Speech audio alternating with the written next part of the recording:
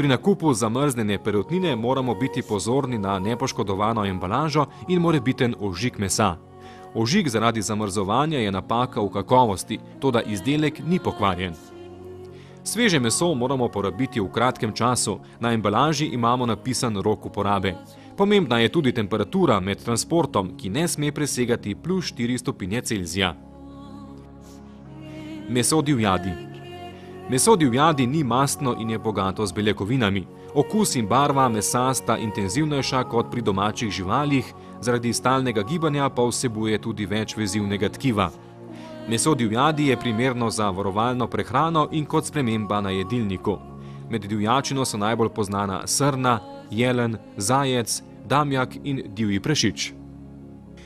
Mesne izdelke ločimo na obarjene, hrenovka, safalada, pariška, posebna salama, poltrajne, šunkarica, tirolska salama, kranjska klobasa, lovska klobasa, mortadela in trajne, zimska ogrska salama, milanska salama, kulen. Trajne klobase in salame vsebujejo od 30 do 40% vode, poltrajne klobase do 55% vode in obarjene klobase do 60% vode. Pri nakupu moramo biti pozorni na datum proizvodnje in rok uporabe ter deklaracijo. Obarjeni in poltrajni izdelki imajo kratek rok uporabe zaradi višje vsebnosti vode. Nakup rib in morskih sadežev. Po izvoru ločimo sladkovodne in morske ribe. Sladkovodne ribe živijo v celinskih vodah, take so na primer postrv, krab, lin in ščuka. Morske ribe so na primer polenovka, orada, morski list in druge. Po obliki jih delimo na okrogle in ploščate ribe. Po vsebnosti maščob jih delimo na mastne, taka sta na primer jegulja in losos, in puste ribe, na primer polenovka in orada. Svežost rib najbolj enostavno prepoznamo po vonju. Ribe z močnim vonjem so bile predolgo ali nepravilno skladiščene. Sveže ribe so svetle, jasnih barv in spolzke, imajo prozorne izbuljene oči, vlažne rdeče škrge, nepoškodovano in napeto kožo. Meso je pri otipu čvrsto, na pritisk odporno, vdolbina se takoj izravna. Zaradi rahle strukture je ribje meso lahko prebavljivo in zelo primerno za dietno prehrano. Izjema so mastne ribe.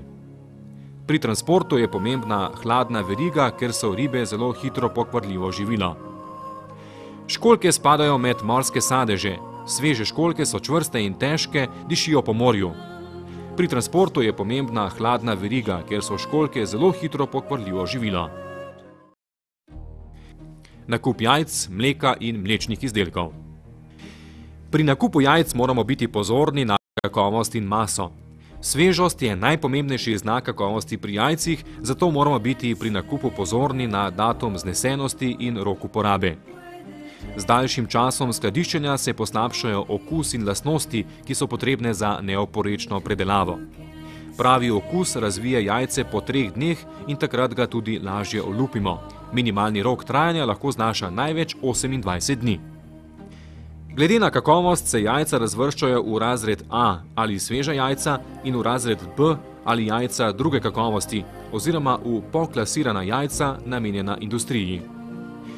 Glede na maso razvrščamo jajca z oznako kratic, in sicer XL, L, M in S. XL, extra large, pomeni zelo velika jajca, katerih masa znaša 73 gramov in več. L, large, označuje velika jajca in njihova masa znaša od 63 gramov do 72 gramov. M, medium, označuje srednja jajca z maso od 53 gramov do 62 gramov in S, small, so drobna jajca z maso do 52 gramov in lažja. Starejše kot je jajce, večji je zračni mehurček in bolj ploščat je rumenjak, saj je rumenjakova kožica tanka. Pri starejših jajcih teže ločimo beljak od rumenjaka. Beljak je tudi bolj tekoč, kar vpliva na način priprave in videz. Mleko in mlečni izdelki imajo kratek rok uporabe, zato je zelo pomembno, da rok uporabe vedno preverimo. Pri sadnih jogurtih, sadnih skutah in podobnih mlečnih izdelkih smo pozorni na dodane sladkorje, barvila in konzervanse. Primerneje je, da kupimo navadni jogurt in mu sami dodamo sveže sadje in podobne dodatke. Pomemben je tudi podatek o odstotku mlečne maščobe. Pri povišani telesni masi je priporočljivo uživati mlečne izdelke z nižjim odstotkom mlečnih maščob, to je z 1,6 odstotka mlečne maščobe. Na trgu je na srečo spet mogoče dobiti izdelke iz nehomogeniziranega mleka, kajti homogenizirane mlečne maščobe so zdravju nevarne. Nakup maščobnih živil. Pri nakupu maščobnih živil, kot so olja, margarine, masla in mast, moramo biti pozorni na rok uporabe in izgled. Iz prehrane čim bolj izločimo margarine oziroma vse maščobe, ki vsebujejo homogenizirane rastlinske maščobe. Bolje je, da uporabljamo hladno stisnjena visokokakovostna olja, kot je na primer oljčno, 100% sončnično ali replično olje. Nakup žita in žitnih izdelkov. Žita in žitne izdelke uvrščamo med ogljikohidratna živila. Za prehrano najpogosteje uporabljamo naslednje vrste žit: pšenico, koruzo, ajdo, oves, rž, proso in riž. V zadnjem času se v prehrano vračajo pira, to je stara sorta pšenice, in druga žita, kot so amarant, topioka, kamut in druga. Žita in žitni izdelki so človekova osnovna hrana, ker z njimi pokrijemo največji delež potreb po energiji. Glavna sestavina različnih vrst žita je škrob, ki je vir energije za naše telo. Pri polnozrnatih izdelkih zaužijemo poleg energije tudi vitamine, še posebno vitamine iz skupine B, ki se nahajajo v žitni ovojnici, in vitamina E in A, ki se nahajata v kalčku. Z žiti in žitnimi izdelki dobimo tudi pomembne mineralne snovi in vlaknine. Mineralne snovi in vlaknine se nahajajo v zunanjem sloju žitnega zrna. Vlaknine so zelo pomembne, ker spodbujajo prebavo in preprečujejo zaprtje. Mlevski izdelki.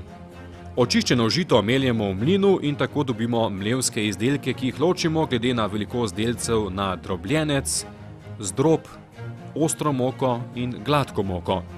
Mlevski izdelki so moka, zdrob, kosmiči in kaša.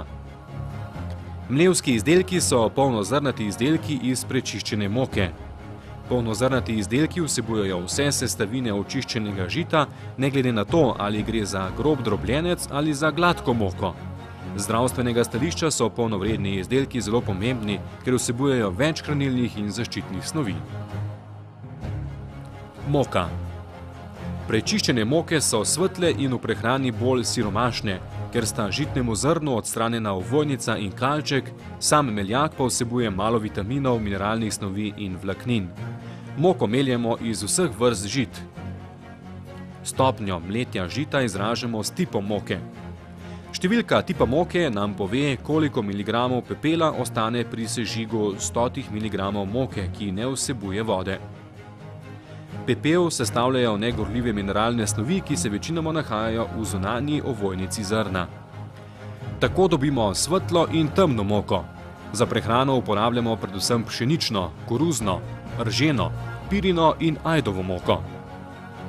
Tipi pšenične moke glede na delež pepela so: tip 400 vsebuje do 0,45 odstotka pepela in je bela moka.